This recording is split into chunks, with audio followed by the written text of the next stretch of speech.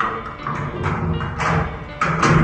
all got different jail cells in our minds, and we go through different struggles. In every life, in every situation, we need to realize who it is that puts us through that struggle. 54 bars. If God is for us, who can be against us? I tried to say that I will quit because of problems I came over here and seen cholos and everything, so I wanted to be a part of that. I wanted to see them with their cars and their hyenas, and that's what I was about, and that's what I wanted to be. But as growing up, my father, he was drinking, and of course, I thought it was normal. We would, get beat down as children, and that was our life, and I wanted to get away from that. And I met people from the north side, and you start growing up with them, and you start seeing and thinking that's what you want to do in life. I wasn't thinking about graduating or living my life as in, behind a desk typing or nothing like that.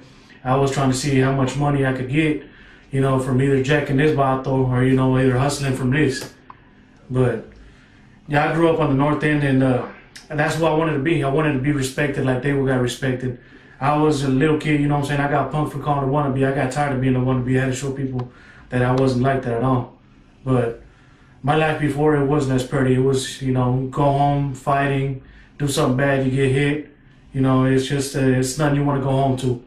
And, you don't get along with your family. You don't, it's just fighting all the time. It got to the point with me where I was fighting with my parents. We, fist fights, parents pulling guns. It got to pretty bad where home was the last place I wanted to be.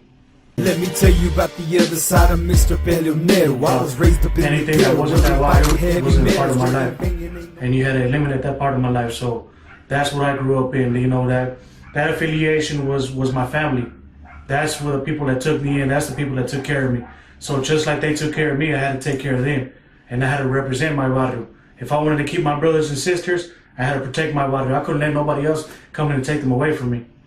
So that was my affiliation right there with the north side. In life, I lost the trust of my family. My parents no longer see me as their son. And I had children, and of course, relationships, they don't last. Homies trying to take over, talk to your girl, you lose communication with your children because you're all drinking and doing drugs, and and then just because of the gang life, I've been stabbed 6 times, shot twice. So, it's not fun, it's the rewarding, getting drunk. It'll last you a couple of hours, you stay up 2 or 3 days at a time, but you get no reward from that unless, you want to learn how to walk again, because that's what I had to do. Unless that's the kind of reward you want, that's the kind of reward you're actually going to get, but they're not going to tell you that in real life. They're going to tell you it's all good and this and that, But, they don't really tell you the truth about gang life. Every time I tried to stop, another problem came to hit. People came to do me wrong and push my angriness within. Suicidal thoughts. Stop drinking, stop doing drugs, stop banging. But you can't do it on your own. The homies will be there, they go up there, hey, come here and say, let's go have some. No, you're not going to drink. You can stop tomorrow. You know what I'm saying? And you do that, but if you do it on your own, you cannot do it. You're going to have Christ in your life. That's the only way I was able to do it. Because by myself, it's not possible. Don't forget, this is the story of a gangster on the street. Said I'd ride until I died, so Christ is set me free. I hit the bottom on the bottom after I was shot. I was still trying to kick it with the homeboys. I had staples in my stomach, and I was still getting coked up and getting drunk, but it wasn't the same. I lost my family. Lost my kids. I lost the woman. Nobody cared for me, even the homeboys. I couldn't trust them because any girl I got, they would take it. You know what I'm saying? So then, and they'd be like, yeah, we got your back. We'll never do that and this. So I pretty much, I lost everything.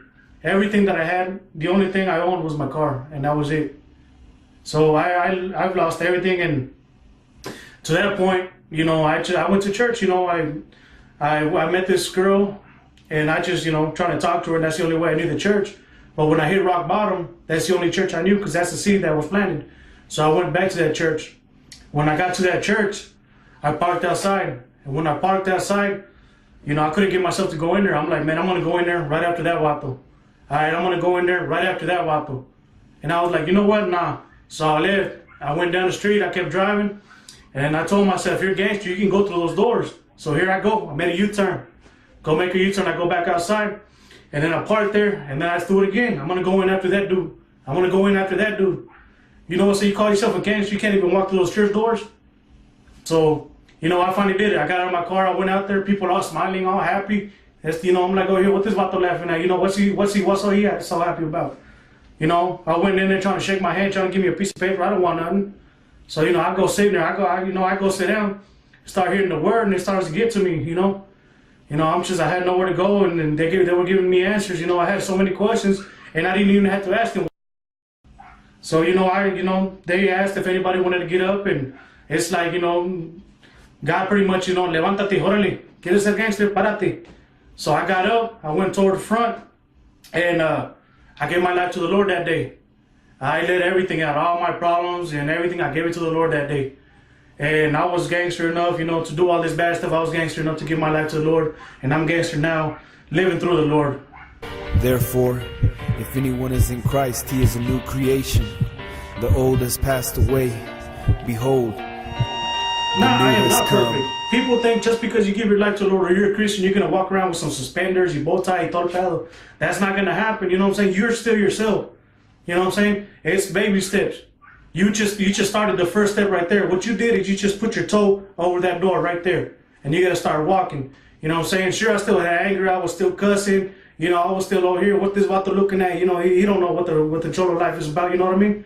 Pero it's baby steps. You know, from there you start growing. You open up that book, and that's your manual to life right there. As soon as you open it, you start learning the rules. Just like you got laws, and you got your over here Bible over here in the barrio.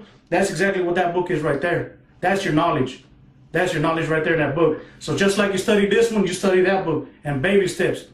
Just like you had to grow to be a bigger vato in the barrio, that you're doing the same, but you're doing it for the Lord. You know, the first thing God is going to try to do, let me rephrase that, is going to get rid of all your bad influences. So all the homies that were with you, they're going to scatter like flies, man. They're gonna go away, and you're gonna think, oh, my homie, you know, left, my girl left, and it's just because I'm changing. What God is doing, He's cleansing your life, getting it ready for the next step. You know what I'm saying? Don't look at it as negative. You know, of course, we're gonna have trials and tribulation. That's always guaranteed, because just like you know, there's a God, there's always that vato down there trying to hate. So what you gotta do is put Him first, so He can't affect your life. You know, trials and tribulations. He's planning your solution to your problems ahead of time before you even having your problems. So you know what I'm saying? Just have faith in Him. You know, the negative people, God is going to get you away from all of that. So, you know, He's going to cleanse your life for you. So you think, oh, she left me and this and that. Well, you know, if God wasn't, you know, if it wasn't meant to be, then God knew that was going to cause problems. There will be something better for you in the future. Just all in faith. Put it in God. Death is swallowed up in victory. Oh, death, where is your victory? Oh, death, where is your sting? The sting of death is sin, and the power of sin is in the law. But thanks be to God who gives us the victory through our Lord Jesus Christ.